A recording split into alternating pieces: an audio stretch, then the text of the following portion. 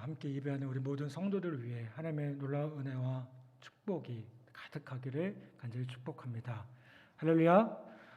오늘 이 시간 가운데 놀라운 하나님의 은혜가 가득하기를 간절히 축복합니다. 우리 옆에 분들하고 다시 한번 인사해 보겠습니다. 참 반갑습니다. 잘 오셨습니다. 한번 인사해 보겠습니다. 예, 앞뒤도 누가 오셨는지 보시고, 비록 마스크를 써서 잘 알아보지 못하지만 우리가 함께 예배하는 우리 성도들이고 교우들입니다. 우리 귀한 예배 자리에서 만나게 돼서 반갑습니다. 우리 기쁨으로 함께 예배하는 오늘 이 시간 되기를 간절히 축복합니다.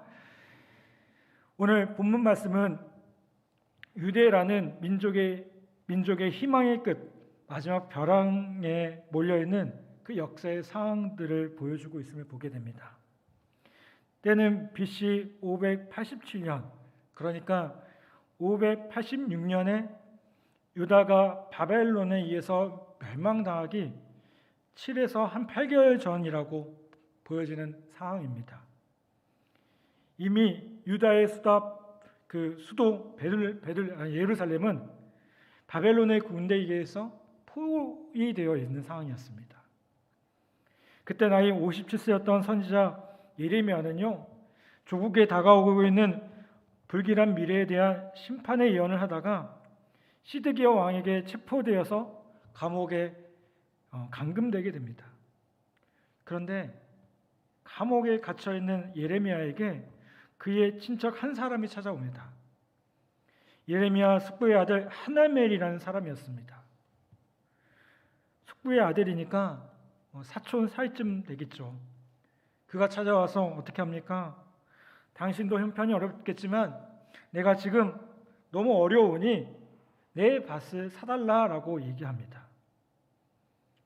여러분 생각해 보십시오. 감옥에 있는 사람에게 동정은 못할 망정 자기 상황이 너무 어렵다고요, 예레미야에게 자기 밭을 사달라고 하는 겁니다. 근데 지금 그 말을 하고 있던 때가 언제일까요? 말 그대로 전시 상황이었어요. 예루살렘 성이 포위되어 있는 상황이었습니다. 나라를 잃어버리고 외국에 의해서 짓밟힌 것이 너무 분명해지는 시점이었습니다. 여러분, 이럴 때에 밭이 무슨 필요가 있겠습니까? 부동산이 무슨 필요가 있겠습니까? 이럴 때는 뭐가 필요하겠습니까? 당장에 먹을 거, 당장에 생명을 유지할 그런 것들이 필요하지 않겠습니까? 그런데 여러분, 이상하게도요, 이해가 안 되겠지만 이 예레미야 선지자는 밭을 사기로 결정합니다. 어떻게 보면 참 바보 같은 짓이고요, 이해되지 않는 상황입니다. 그런데 이것이 믿음의 결정이었고 희망의 결정이었다는 겁니다. 단순히 이 밭을 사는 행위는요, 그냥 밭을 샀다라는 의미가 아니라 미래를 사는, 희망을 사는 행위였다는 겁니다. 이것은 예레미야가 조국의 미래를 포기하지 않았다는 증거임을 보게 됩니다. 물론 나라가 얼어지고 심지어는 나라를 잃어버릴지도 모르지만, 그러나 우리 민족은 반드시 회복되어진다. 그리고 모든 것이 정상화되는 날 토지 거래가 다시 정상화될 것이고, 그때 이 밭은 대단히 쓸모가 있을 것이니 내가 이 밭을 산다는 것입니다. 여러분, 이건요 단순히 땅을 샀다, 자기의 부를 늘렸다 이런 의미가 아닙니다. 어떤 의미일까요? 희망을 사는 행위였다는 거예요. 여러분, 지금 우리는 참 어려운 시간들을 보내고 있습니다. 코로나19라는 그 상황 앞에서 참 어려운 시간들을 보내고 있어요. 제가 코로나 그 상황이 시작될 때만 해도 이렇게 오래 갈 줄 몰랐어요. 그렇죠? 길어봤자 한 몇 개월이겠지, 그렇게 생각했어요. 근데 2년 가까이 지금 저희가 마스크를 쓰고 어떨 때는 모이지도 못해서 온라인으로 예배드리는 이런 상황 가운데 놓여져 있어요. 그래도 요즘에 이제 위드 코로나라는 것이 상황이 되면서 그래서 이렇게 모여서 예배를 드릴 수 있지만, 그 전까지만 해도요, 온라인 예배를 드렸던 게 너무 많은 상황이었습니다.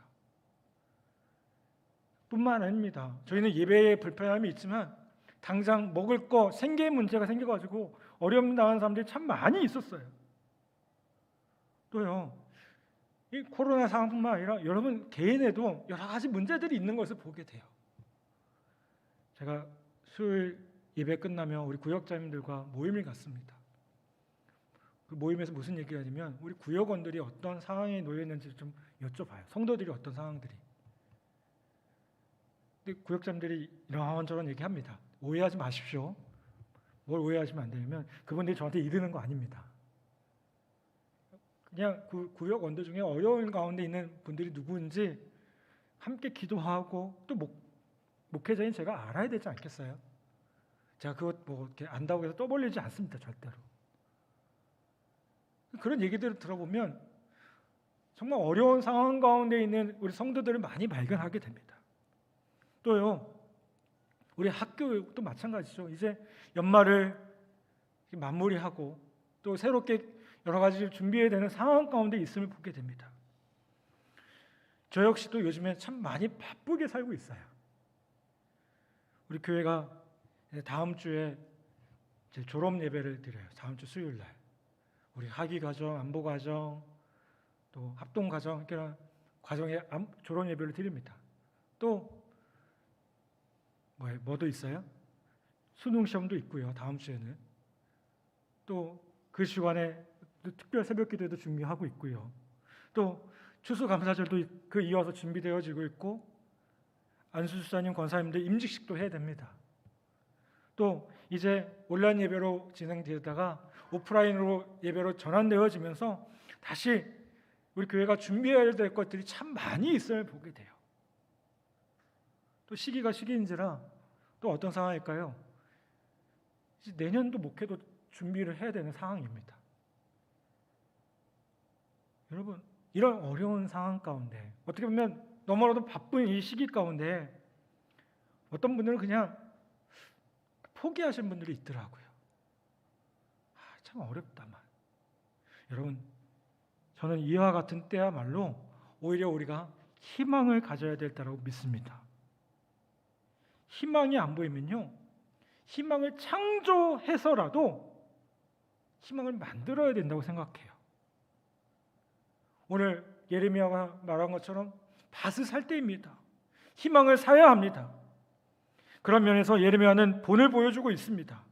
예레미야는 희망을 창조해서라도 민족에게 희망을 주고 싶어 했습니다. 우리가 이 예레미야 선지자에게 붙여준 별명이 있어요. 뭐라고 생각하십니까? 어떤 별명이 있나요? 이 예레미야 선지자는 눈물의 선지자라고 불려요. 그런데 여러분, 그 모습은요, 한 부분입니다. 무너져가는 예루살렘 성을 바라보면서 눈물로 보냈던 선지자가 예레미야 선지자거든요. 근데 그 모습은 한 부분이에요. 오늘 본문에 나타난 예레미야 선지자는요, 희망의 선지자입니다. 희망을 주고 눈물을 흘리면서도 심판 너머에 있었던 그 희망을 외치고 있는 선지자라는 겁니다. 여러분, 그렇다면 우리는 어떻게 우리에게 주어진 이 모든 상황들, 어떻게 보면 너무도 어려운 이 상황들을 넘어서 희망을 만들어가는 자로 살아갈 수 있겠습니까? 먼저는 사람의 말이 아닌 하나님의 말씀을 들을 수 있어야 됩니다. 뭘 들어야 된다고요? 네, 하나님의 말씀을 들어야 돼요. 한번 따라서 봅시다. 하나님의 말씀을 들을 수 있어야 됩니다. 여러분, 우리가 어려운 시대일수록요, 우리는 사람의 말을 들으려고 하는 게 아니라 뭘 들어야 됩니까? 하나님의 말씀을 들어야 돼요. 역사가 어려워지고 시대가 어려워지면요, 제일 빨리 돌아다니는 게 뭡니까? 유언비어들이 돌아요. 이러다가 나라 망한다. 뭐 어떻게 된다. 여러분, 우리가 그런 사람의 말을 듣기보다 하나님의 말씀에 귀 기울여야 된다는 겁니다. 여러분, 이 어두운 때, 어려운 때 밭을 사기로 한 예레미야에게 사람들이 뭐라고 했을까요? 저 사람 제정신 아니야? 뭐 어떻게 이 시기에 땅을 사? 제정신을 안 봤을 거예요. 그런데 사람들의 손가락질에도 불구하고 밭을 사는 것이 손해였음에도 불구하고요, 예레미야는 밭을 사기로 결심해요. 여러분, 이게 단순히 밭을 샀다, 이 행위가 중요한 게 아니고요. 왜 이 예레미야는 밭을 사기로 결정했을까요? 예레미야가 하나님의 말씀에 귀를 기울이고 있었기 때문이라는 거예요. 6절 말씀을 보면 이렇게 말씀합니다. 예레미야가 이르되 여호와의 말씀이 내게 임하였느니라 이르시기를 이라고 말씀하고 있어요. 여러분, 예레미야에게 무엇이 임했죠? 여호와의 말씀, 하나님의 말씀이 임했어요. 예레미야는 말씀을 사모했고요, 늘 그 말씀에 귀를 기울이며 있었습니다. 예레미야는 사람의 말을 들었어요. 그런데 그 사람의 말 속에서 하나님의 음성을 분별할 수가 있었습니다. 그는 늘 하나님의 말씀을 사모했고 그 말씀을 듣고자 했으므로 드디어 그 말씀을 들을 수가 있었다는 겁니다. 그러므로 그 말씀은 그 시대 사람들의 말과 다르게 전혀 다른 창조적인 행동으로 나타날 수 있게 되었다는 겁니다. 여러분, 우리에게 진정한 희망, 진정한 삶의 모습을 우리가 어떻게 회복할 수 있겠습니까? 우리는 이 예레미야 선지자처럼 먼저 하나님의 말씀을 들어야 될 줄 믿습니다. 세상에 다양한 소리들이 들어옵니다. 참 많은 이야기들이 들어옵니다. 그 중에는요, 우리를 흔드는 소리가 들어옵니다. 우리를 넘어뜨리려고 하는 소리들이 많이 들립니다. 우리를 부정하게 만들고 우리를 자꾸만 넘어뜨리려고 하는 소리들이 많이 들립니다. 그때 우리가 들어야 할 것은 다름 아닌 하나님의 말씀이라는 거예요. 세밀하지만, 아주 조용하지만 분명하게 말씀하시는 그 음성을 들어야 될 줄 믿습니다. 그리고 그 말씀을 통해서 믿음의 행동으로 나아가는 우리 성도들 모두가 되기를 간절히 바랍니다. 두 번째로, 우리는 희망을 품기 위해서 어떻게 해야 되느냐? 나보다는 우리라는 그 마음을 품을 수 있어야 돼요. 어떤 마음을 품어야 된다고요? 우리라는 마음. 그렇죠? 시대가 어려워지면 사람들이 어떻게 됩니까? 이기적으로 변합니다. 나만 생각해요. 그렇죠? 나 혼자 살 길도 바쁜데 다른 사람 신경 쓸 여유가 없어지는 거예요. 근데 나만 살려고 하다 보면 어떻게 됩니까? 이 공동체가 무너져요. 여러분, 근데 그 공동체의 몰락이 개인의 몰락이라는 사실을 사람들이 쉽게 깨닫지 못합니다. 여러분 아시잖아요. 공동체가 살아야, 국가가 살고 나라가 살아야 내가 사는 거예요. 여기 있는 우리 대부분 우리 그런 사명을 가지고 여기 있는 줄 압니다. 여러분, 예레미야가 밭을 샀다는 것은요, 개인적으로 보면 희생입니다.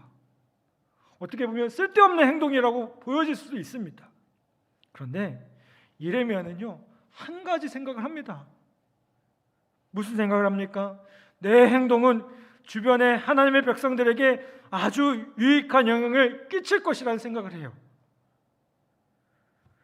재미있는 건요, 이 예레미야가 밭을 사기 위해서 계약을 할 때 그 계약서를 쓰고 매매 증서를 쓰는데 매매 증서를 한 장이 아니라 2장을 씁니다. 자, 한 장은 봉인해서 토기 속에다 딱 집어넣어요. 왜 그럴까요? 이거 영구 보존하려고. 금고에다 넣는 거하고 똑같은 거예요. 그렇게 놓습니다. 근데 한 장은 봉인하지 않아요. 공개합니다. 10절 11절 말씀에 보면 이렇게 말씀합니다. 증서를 써서 봉인하고 증인을 세우고 은을 저울에 달아주고 법과 규례대로 봉인하고 봉인하지 아니한 매매 증서를 내가 가지고 라고 말씀해요. 11절 말씀대로 봉인하는 것은요 관습이었습니다. 그런데 또 하나의 문서를 봉인하지 않고요 개봉했습니다. 그리고 어떻게 했냐면 사람들이 다 볼 수 있도록 했어요. 그리고 그 증서를 조인하는 그 의식을요 예레미야가 비록 죄수의 몸에 있지만 자기를 찾아왔던 사촌과 함께 1대1로 한 게 아니라 어떻게 했을까요? 시위대 뜰 안에서 모든 사람들이 다 보는 데서 그걸 한 겁니다. 12절 말씀에 보면 이렇게 말씀합니다. 나의 숙부의 아들 하나멜과 매매 증서의 인친 증인 앞과 시위대 뜰에 앉아있는 유다 모든 사람 앞에서 그 매매 증서를 마사야의 손자 네리야의 아들 바룩에게 붙이며 라고 말씀합니다. 여러분, 이 예레미야는 왜 많은 사람 앞에서 매매 증서의 도장을 찍었을까요? 왜 이런 행위를 했을까요? 그 이유는 자기가 밭을 산 것을요 자랑하고 싶었기 때문에 그래요. 여러분, 이게 무슨 의미냐면 자기가 밭을 산 것을 통해서 자기에게 주어진 그 희망, 그 희망을 전하고 싶었던 거예요. 절망의 시대, 사람들이 모든 것을 포기하는 그때 다시 그 희망을 나누고 싶고 그 희망을 알려주고 싶었던 거예요. 보십시오, 나는 밭을 샀습니다. 쓸데없는 것 같지만 내게는 믿음이 있습니다. 하나님이 보여주셨습니다. 이 땅은 회복될 것입니다. 그리고 역사를 다시 건강하게 하실 것입니다. 이 땅의 모든 것이 정상화되는 날이 올 것입니다. 그때 이 밭이 꼭 필요하게 될 것입니다. 이러면은 지금 그렇게 외치고 있다는 겁니다. 여러분, 지금 우리에게도 이런 모습이 필요하다고 믿습니다. 어렵다, 힘들다, 이 코로나라는 상황 속에서 많이 지쳤다라고 할 수 있겠지만 여러분, 오히려 이 모든 것들을 웃으면서 할 수 있다고, 이 모든 것들이 어렵지만 잘 할 수 있을 거라고 함께 이야기할 수 있는 저와 여러분 모두 되기를 간절히 바랍니다. 아멘. 지난 주간에 우리 안수사님 권사님 그 시취하는 그 시험을 보는 게 있었어요. 제가 그 시험을 앞두고 사실은 그 담당하는 우리 군목단의 그 총무 목사님한테 시험지를 사실 미리 받았어요. 그 시험지를 받아 보니까요, 제가 깜깜해지더라고요. 왜냐면 문제가 너무 어려운 거예요. 이게 안수집사 권사 시험이 아니라 거의 목사 고시 정도로 이렇게 만들었더라고요, 시험을. 근데 참 감사한 건요, 우리 여기 계시지만 안수집사 권사님 대상자분들이 시험을 다 통과하셨어요. 남의 일이라고 아멘도 안 해요. 우리 박수 한번 할까요? 참 고생 많으셨어요. 제가 생각해 보니까요, 이게 제가 더 긴장이 되더라고요. 그래서 그러면 안 되는데요, 시험지를 제가 먼저 좀 받자마자 다른 의미가 아니고 시험지 받아서 저보고 시험지를 다 만들어 달래요. 출력을 해달래요. 그래서 보자마자 제가 어떻게 했냐면 일부 문제를 조금 이렇게 드렸어요. 이건 꼭 공부하십시오. 99% 나옵니다. 100% 나온다면 전 절대로 얘기 안 했어요. 99% 나옵니다. 준비하십시오. 이렇게 얘기하고 드렸는데 다행히도 다 잘 준비하셨어요. 여러분, 우리가 어떤 어려운 문제 가운데 있으면 우리는 그냥 그것만 전부일 거라 생각되잖아요. 근데 끝나는 날이 분명히 오더라고요. 제가 그 안수사 권사 그 시치 그 시험을 다 끝내고 나니까요, 우리 안수사님 권사님들 되실 분들은 어떨지 모르겠지만 저는 너무 행복했어요. 이게 마음의 부담감이요 너무 없더라고요. 이제 임직식만 하면 되는구나. 얼마나 감사한지요. 예, 얼마나 감사한지요. 그 모든 것들을 잘 감당하셔서 조금이면 또 우리 수능이 다가오잖아요. 아마 부담 갖고 있는 우리 자녀들도 있을 거예요. 여러분, 언제까지나 그 시험만 있지 않아요. 그거 다 하나님께서 인도하셔서 잘 이기게 하실 겁니다. 아멘. 우리가 할 거는요 최선을 다하고 기도하는 것밖에 없어요. 걱정하고 염려하는 게 아닙니다. 우리 빌립보서에서 뭐라고 합니까? 아무것도 염려하지 말고 다만 기도와 간구로 감사함으로 하나님께 아뢰라고 했습니다. 그러면 모든 지각에 뛰어난 그리스도의 평강이 너희 마음과 생각을 지키시라고 말씀하셨어요. 저는 큰 시험을 앞둔 우리 자녀들 위해 하나님의 평강이 함께하기를 간절히 소망합니다. 하나님께서 지켜주심으로 그 평강 가운데 하나님께서 역사하시는 놀라운 은혜를 누리게 될 줄 분명히 믿습니다. 아멘. 여러분, 우리의 삶의 문제도 마찬가지 아니겠습니까?